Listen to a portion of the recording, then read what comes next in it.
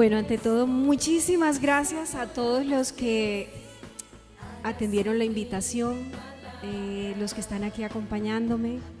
Yo sé que no es fácil un lunes a las 7:30 de la noche, después del trabajo, algunos con pico y placa, pero hicieron el esfuerzo para estar aquí y para acompañarme precisamente en esta ofrenda al Señor, a la obra maravillosa que Él hace en mi vida. Muchas gracias por estar aquí.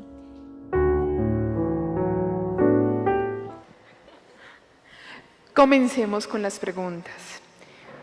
Judith, ¿cómo ha sido el proceso para escribir este libro? El proceso, ¿qué te ha motivado? ¿Qué fue lo que te motivó? Este proceso que, si bien dice la introducción, ha pasado por los dolorosos, los luminosos. ¿Cómo ha sido? Bueno, mi libro, para tranquilidad de todos, no es tan académico como el prólogo que me hizo el doctor Enrique Arbeláez, al que le doy muchas gracias. Lamento que no esté acá hoy con nosotros, pero su esposa está muy enferma. Él quería venir a leer el prólogo. Y él pues me dijo, voy a hacer un prólogo académico aunque tú no quieras que haga un prólogo académico. Y yo le dije, bueno, está bien, mi libro es un libro muy sencillo, es en un lenguaje narrativo.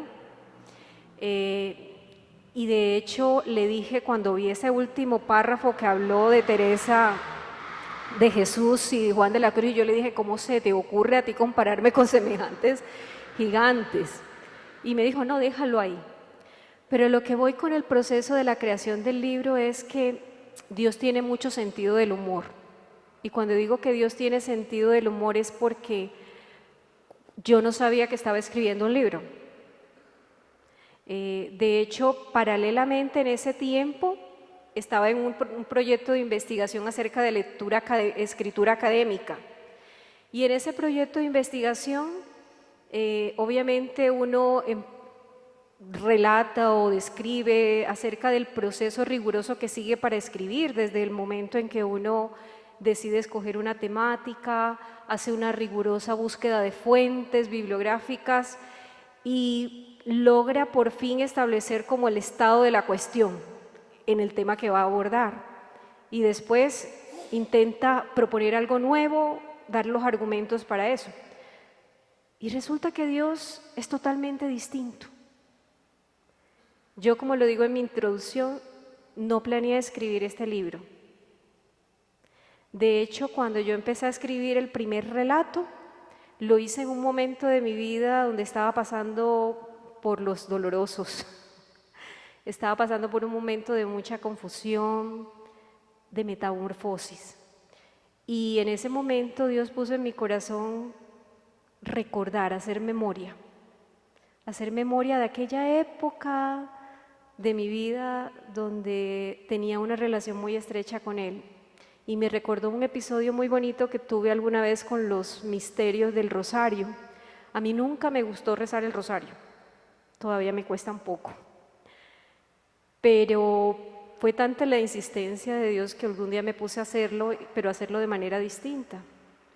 Entonces Dios me puso a recordar eso. Y cuando yo empecé a escribir sobre eso, sentí nostalgia de casa, sentí que me había alejado mucho.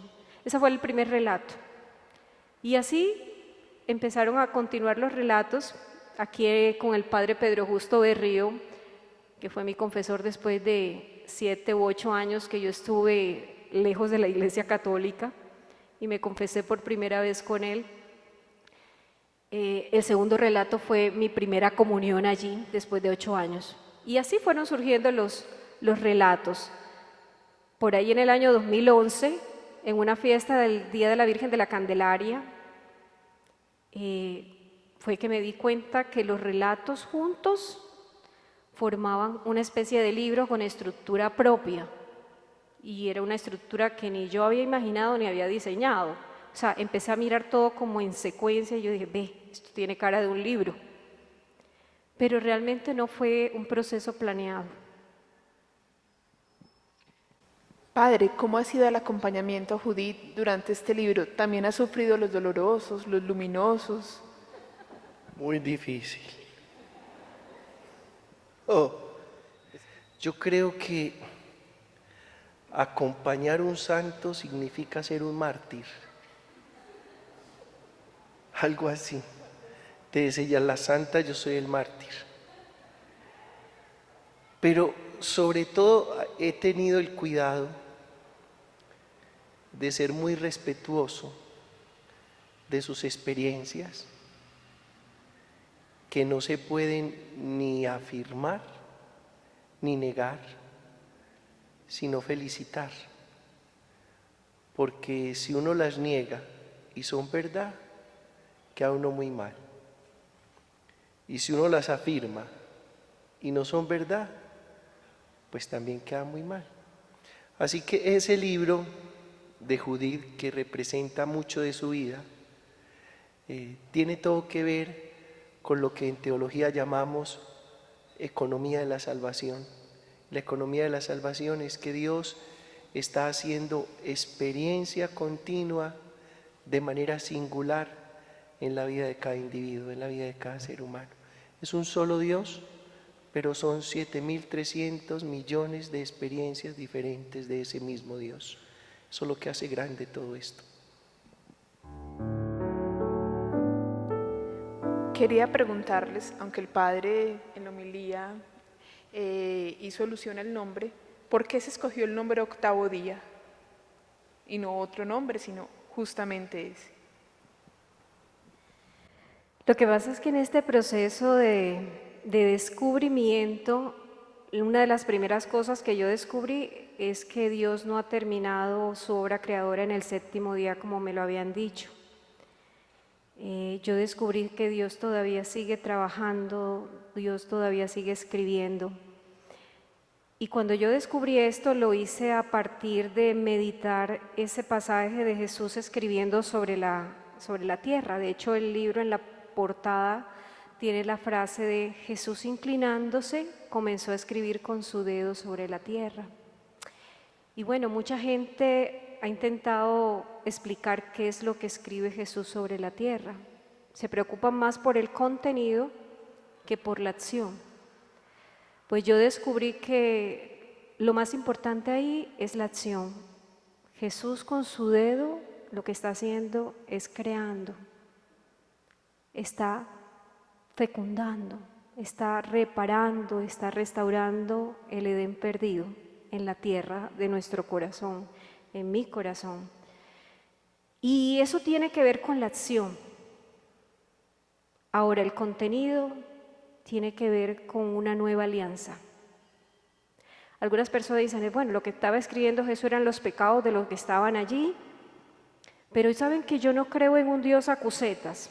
Pues yo no creo que Dios esté con el bolígrafo en mano o llevando una lista de pormenores de nuestros pecados. No, eso, yo no creo en un Dios así.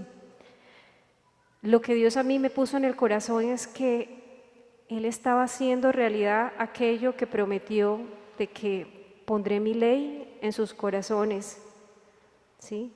Sobre sus corazones los escribiré. Estaba haciendo una nueva alianza. Eso era lo que escribía, la nueva alianza. Y en el caso mío fue así, porque yo, como la mayoría de todos nosotros, pues obviamente vivía una fe a mi manera, muy de cumplimiento.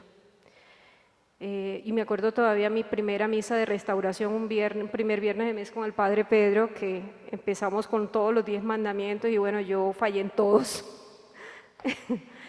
Porque aún el no matarás no solamente es matar físicamente, el no matarás implica mucho más que eso.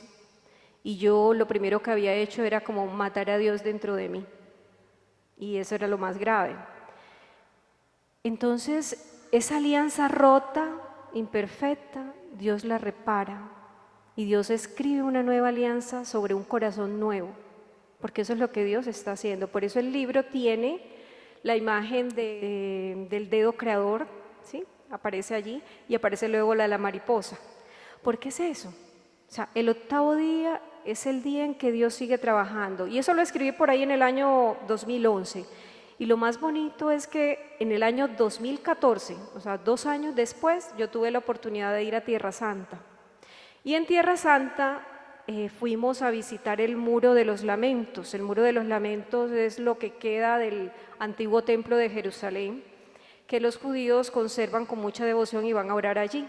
Las mujeres se ubican en un lado, los hombres en otro. El día que yo fui, casualmente, era el Sabbat, o sea, el día de descanso, el séptimo día, donde literalmente no se puede hacer ningún tipo de trabajo. Pues yo llegué allá, me ubiqué en la zona de las mujeres y algunas personas estaban tratando de escribir papelitos para meterlos en las grietas de los muros. Yo no escribí ninguno porque a pesar de que respetaba esas manifestaciones de fe, para mí en ese momento pues no tenía sentido meter los papelitos ahí, pero lo que me llamaba la atención era porque cuando la gente intentaba escribir, inmediatamente personas de la comunidad judía venían, los regañaban porque era el día de reposo y en el día de reposo no se podía crear nada nuevo. O sea, para ellos escribir es crear algo nuevo.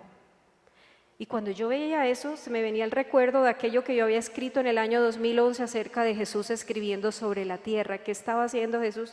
Yo, claro, Jesús estaba creando. Ellos decían una y otra vez, en Sabbat no se puede crear nada nuevo. Escribir es crear algo nuevo.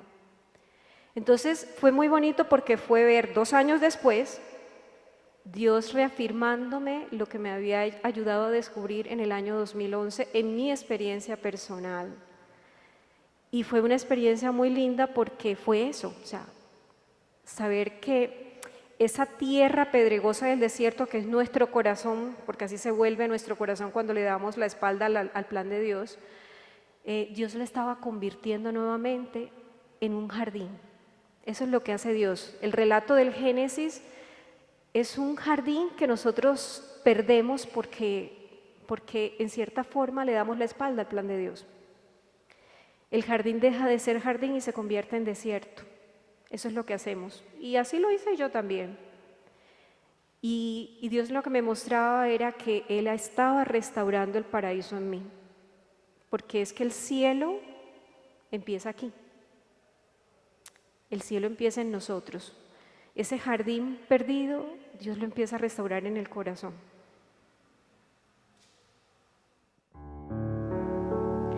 Padre, todos estamos llamados a escribir el quinto evangelio. Sí. Es que, pues yo pudiera decir, Evangelio de nuestro Señor Jesucristo, según Catalina. Evangelio de nuestro Señor Jesucristo, según Judith. Evangelio de nuestro Señor Jesucristo, según Beatriz. Pues la idea. Además que creo que es Alberione el que dice que trata de vivir lo mejor posible, quizás tú seas el único evangelio abierto que pueda leer tu hermano. Puede que no haya otro evangelio que otra persona pueda leer, pero tú te conviertes en buena noticia, en buena nueva. ¿Cómo? Con tu manera de ser. Y si eso es así, entonces el mundo no tendrá que buscar el libro para leerlo, sino que tú serás un libro abierto donde el otro pueda leer la buena noticia de Dios. Sí, evangelio según cada uno de nosotros. Gracias, Padre. Precisamente con respecto a eso, el libro dice, mi historia, un quinto evangelio. Aquí está Luz María. Luz María, yo fui con ellos a Tierra Santa y Oscar Henao siempre nos repetía, este es el quinto evangelio. Se refería a Tierra Santa, a la zona geográfica donde Jesús caminó, donde Jesús estuvo, porque todas las piedras manifiestan que Jesús pasó por ahí. Y yo pasé toda la experiencia, sí, este es el quinto evangelio, pero cuando terminé de escribir esta parte del libro, lo que Dios puso en mi corazón es precisamente lo que el Padre Pedro dice, el quinto evangelio era yo, el quinto evangelio eres tú. De hecho, hay un texto de San Juan que dice, hay muchas otras cosas que Jesús hizo, que si se escribieran todas, no cabrían en el mundo los libros que se escribirían. Estas están escritas para que ustedes crean y den gloria a Dios. Entonces, hace falta un libro más, una versión más del Evangelio de Dios, que es la versión tuya. De hecho, San Pedro, cuando ve que el discípulo amado camina junto a Jesús, le dice, ¿y este qué? Y Jesús dice, ¿y si yo quiero que este permanezca, a ti qué? Y se corrió el rumor de que el discípulo amado no iba a morir. Obviamente no se trataba de eso. Es que el discípulo amado es ese tipo de discípulo que Jesús quiere que permanezca, que siga vivo en cada uno de los discípulos amados de todos los tiempos, los discípulos de ayer, los discípulos de hoy, los discípulos de mañana. Entonces mi libro, por eso dice un quinto evangelio, porque es la versión del evangelio según Judith, el evangelio del Señor Jesucristo según Judith, es decir, el paso de Jesús por mi vida. De hecho, mi nombre es Judith y Judith fue una mujer que le cortó la cabeza a Holofernes, un enemigo del pueblo. Y yo le decía al padre Pedro cuando me tocó la fecha de hoy, no era la fecha que yo había escogido, y yo le decía, me va a tocar la fecha del martirio de Juan Bautista, al que le cortaron la cabeza. Y tenía como mucha resistencia interior, Señor, me van a cortar la cabeza. Pero no se trata de eso. Me parece una fecha muy bonita porque ese otro Juan es también otro discípulo amado. Es ese Juan que dice, he ahí el Cordero de Dios que quita el pecado del mundo, cuando lo ve pasar. Y yo pienso que tanto yo como cada uno de ustedes estamos llamados a ser otros Juanes, que puedan mostrarle a los demás el paso del Señor por la historia. Decir, mira, no es casualidad eso que te pasó, no es magia, es el Señor que pasa, es el Señor que está pasando por tu vida. Porque a veces nosotros creemos que son cosas extraordinarias las que tenemos que vivir y no es así. De hecho, el libro empieza diciendo de que es hacer hermenéutica de lo cotidiano, porque cuando empiezo a relatar, pues son cosas de mi vida personal cotidianas, leídas en clave de fe. Entonces, Juan es ese que dice, he ahí el Cordero de Dios. Y eso es más o menos lo que yo hago en el libro. Decir, mira, aquí está pasando el Señor. No fue una casualidad esto, no fue circunstancial. Es el Señor. ¿Alguien del público quiere hacer una pregunta?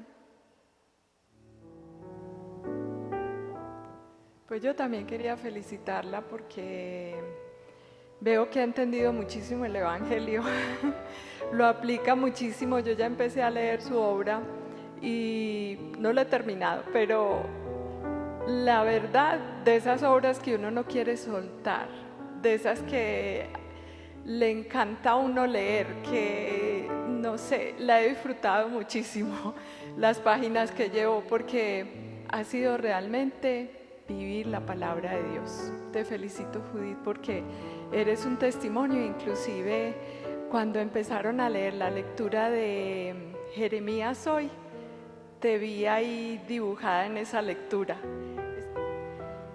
Cíñete los lomos, ponte en pie y diles lo que yo te mando.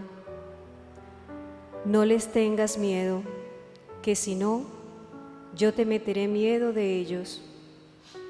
Mira, yo te convierto hoy en plaza fuerte, en columna de hierro, en muralla de bronce frente a todo el país, frente a los reyes y príncipes de Judá, frente a los sacerdotes y la gente del campo. Lucharán contra ti, pero no te podrán, porque yo estoy contigo para librarte. Palabra de Dios. Cuando empezaron a leer la lectura de Jeremías hoy, te vi ahí dibujada en esa lectura. Es querer ser testigo del amor del Señor como lo pide el Señor. Dios te bendiga.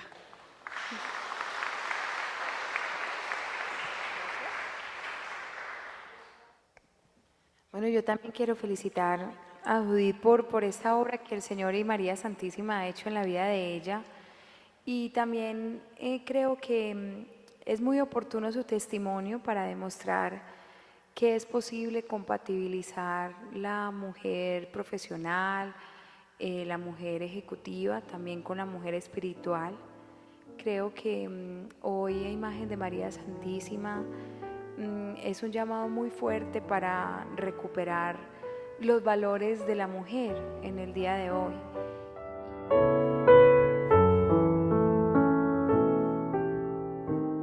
Bueno, yo lo que puedo contar es que, a ver, son procesos que uno pasa, son decisiones que uno toma cuando toma el riesgo de vivir. A veces se equivoca, a veces acierta, pero lo más importante es entender que aunque uno esté en medio de la noche, porque es un periodo de oscuridad, todos pasamos como la oruga dentro de la crisálida, un periodo de oscuridad, un periodo de noche.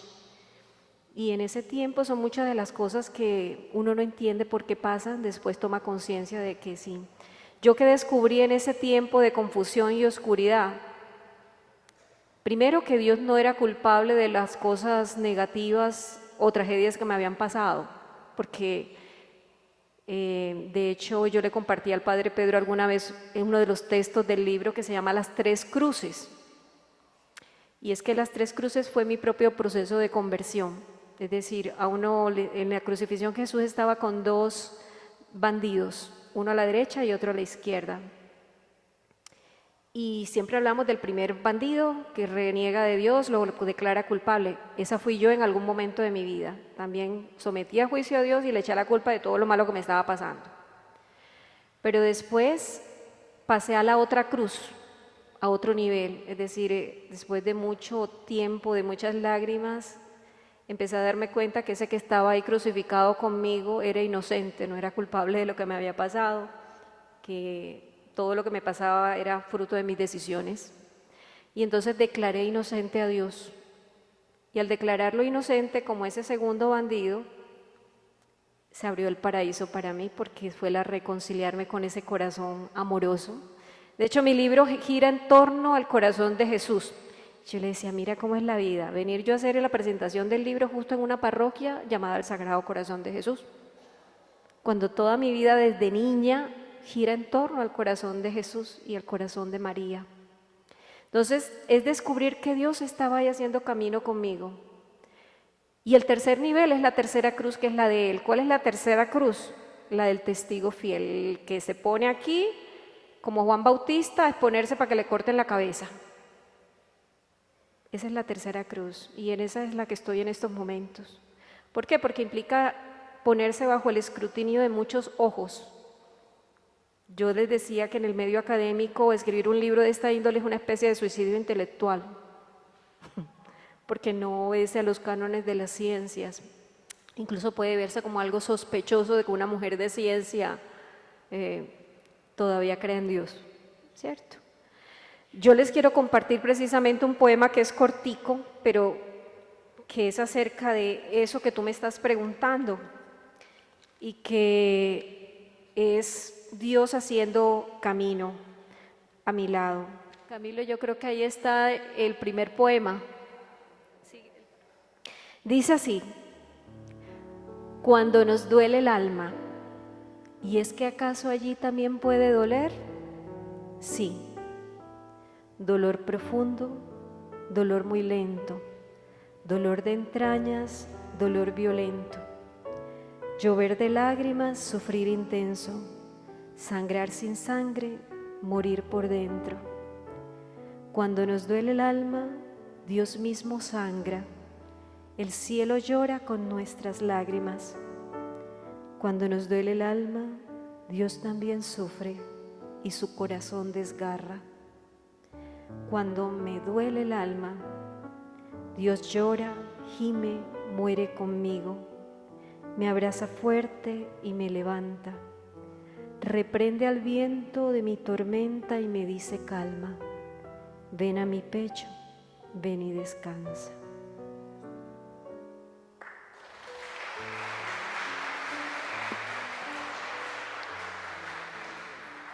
Ese es uno de los muchos poemas que están dentro del libro. En el libro, pues yo le dedico a Dios canciones, poemas. La poesía es una de las maneras como mi corazón normalmente se expresa con Dios. Entonces, como este poema, hay varios poemas en el libro.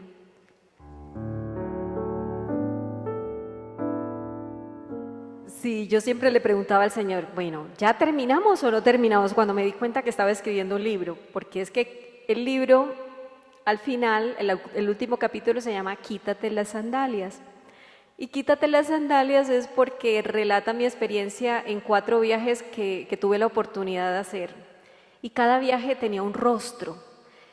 Un viaje fue a Brasil, a la Jornada Mundial de la Juventud, porque yo en la universidad trabajo con jóvenes. El segundo viaje fue a México, fui a visitar a la guadalupana, que la quiero mucho, pero fui también por trabajo, fui para un evento académico y de paso la visité. Y allí ese viaje tuvo el rostro del águila. El águila es el símbolo del escudo mexicano. Otro viaje fue a Europa y en ese viaje tuvo el rostro del león. Y un cuarto viaje fue a Tierra Santa, tenía el rostro del toro. Ustedes dirán, ¿qué es eso? Eso es un zoológico. Acá el padre dice que ha sido paseadorcita. Yo le tengo mucho miedo a los aviones, pero bueno. El asunto es que esos 4 animales se refieren a las 4 criaturas vivientes que relata el profeta Ezequiel en el Antiguo Testamento y luego en el Apocalipsis, y se refieren a los 4 evangelistas. Cuando yo me di cuenta que cada viaje tenía el rostro de uno de los evangelistas, fue allá en la Basílica de San Pedro, y ahí fue donde entendí que Dios seguía escribiendo un evangelio más. Y en Tierra Santa, pues, fue donde el Señor me dijo, este es tu 5.º evangelio. Y yo le dije, pues vamos a cerrarlo aquí. Yo fui la que le dije, vamos a cerrarlo aquí porque si no ese libro va a quedar muy gordo. Y de hecho quedó muy gordo porque son 4 tomos en uno.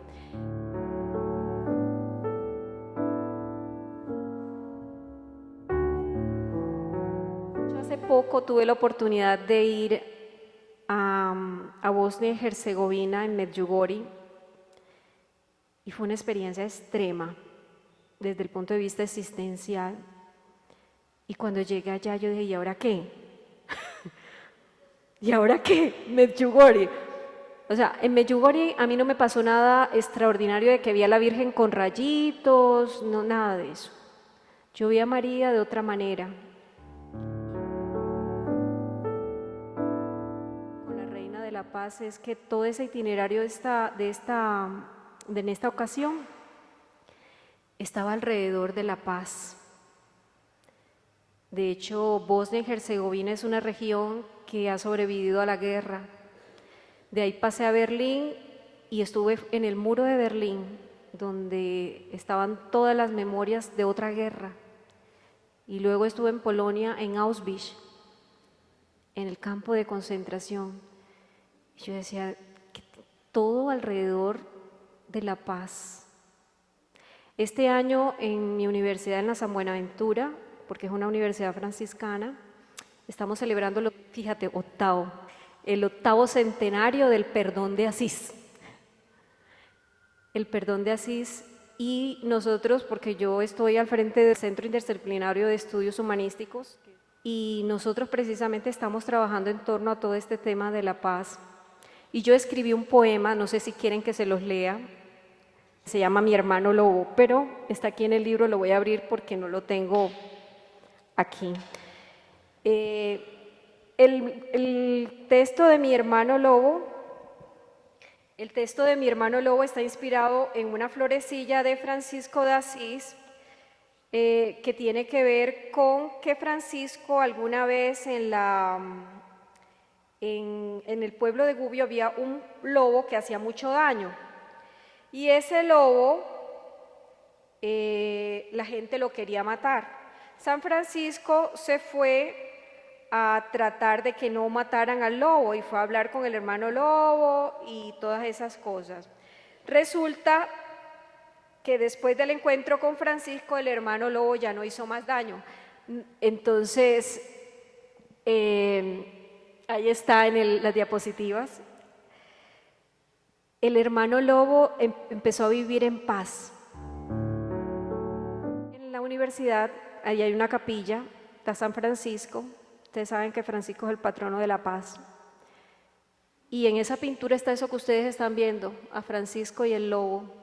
Y yo, contemplando esa pintura, decidí escribir este poema. Se llama Mi hermano lobo. Dice: yo los envío como a corderos en medio de lobos. Ese es el texto bíblico en el cual está inspirado.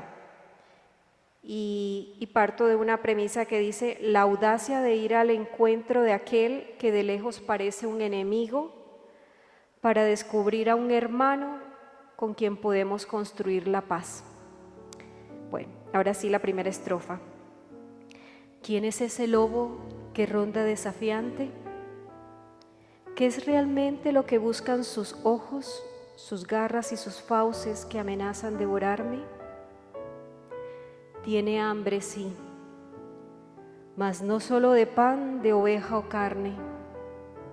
Tiene sed de dignidad, de justicia, que le amen. ¿Quién es ese que de lejos parece mi enemigo? Viene pisando fuerte con sus botas y de otra orilla militante.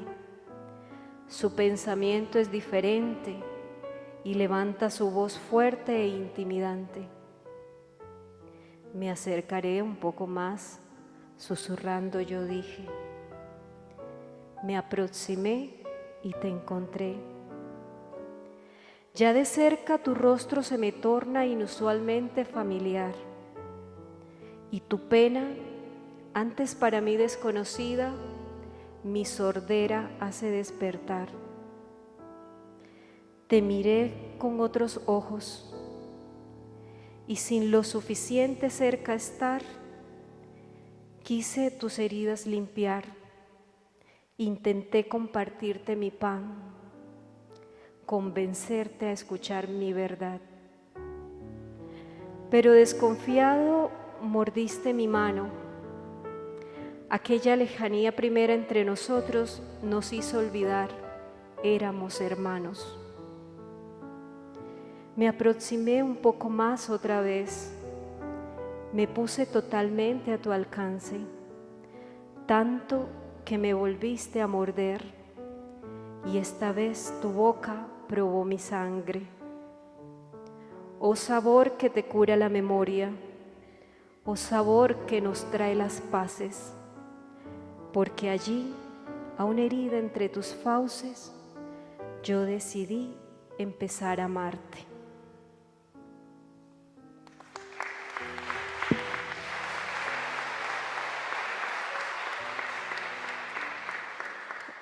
Es eso, la parábola del buen samaritano, que preguntan a Jesús: ¿quién es mi prójimo? Mi prójimo no es el que está cerca de mí, de mi forma de pensar, de mi forma de estar en el mundo. Mi prójimo es aquel a quien yo tomo la decisión de acercarme, y cuando me acerco me doy cuenta que realmente no es ni mi enemigo, ni es un extraño, sino que es mi hermano. Y que aunque no estemos de acuerdo en algunas cosas, podemos construir lazos de hermandad aún a pesar de eso. Entonces ese es mi hermano lobo. Yo soy franciscana de corazón y muy mariana, porque es que la primera tierra santa es María, es la que acoge el proyecto de Dios en su vida y lo hace, lo encarna, le permite a Dios formar parte de su historia. Padre, le quería preguntar si está preparado para el segundo libro, para el segundo martirio. No, yo sé que esto no va a terminar ahí. De pronto ella acabe con 3 o 4 capellanes y... No, pues... Judith, hay mucho de Dios ahí en esos escritos, y más que en esos escritos, pues en ti, en ti. vamos a ver qué quiere Dios, qué es lo que tú quieras, ¿cierto?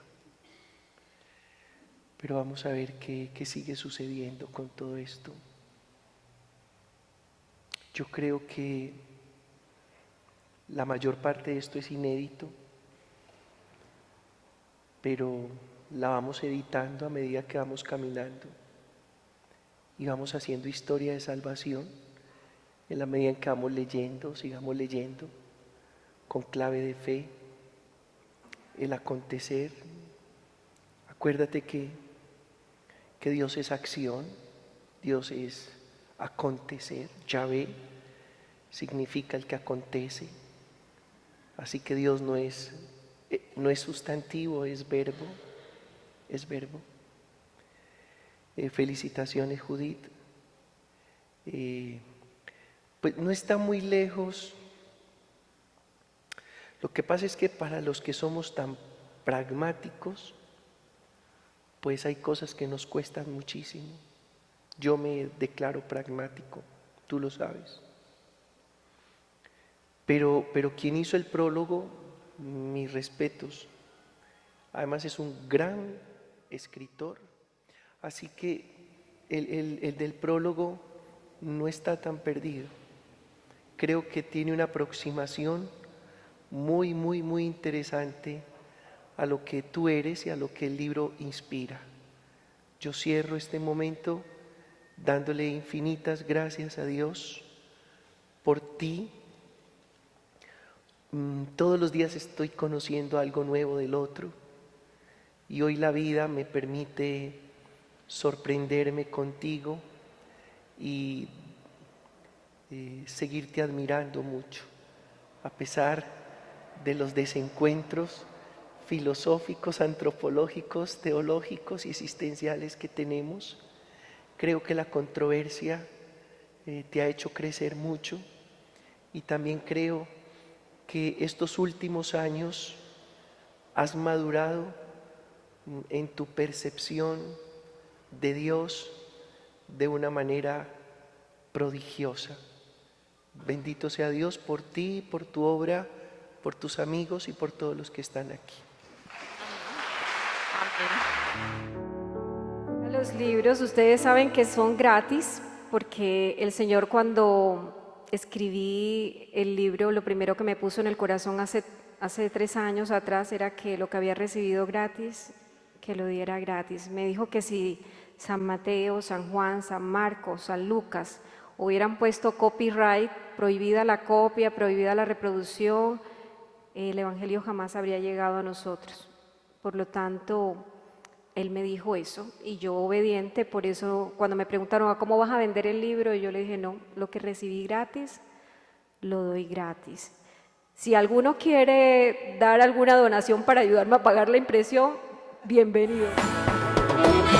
En tus manos yo pondré mi amor, mi fe, mi esperanza.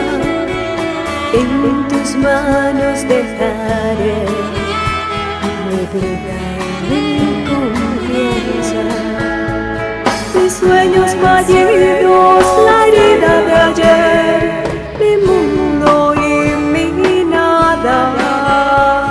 Aquí estoy, Señor, a tus pies, hágase tu palabra. Aquí estoy, Señor, a tus pies, hágase tu palabra. Aquí estoy, Señor, a tus pies, hágase en mí tu palabra. Aquí estoy, Señor, a tus pies, hágase en mí tu palabra. Aquí estoy, Señor, a tus pies, hágase en mí tu palabra. Aquí estoy, Señor, a tus pies, hágase en mí tu palabra. Aquí estoy, Señor.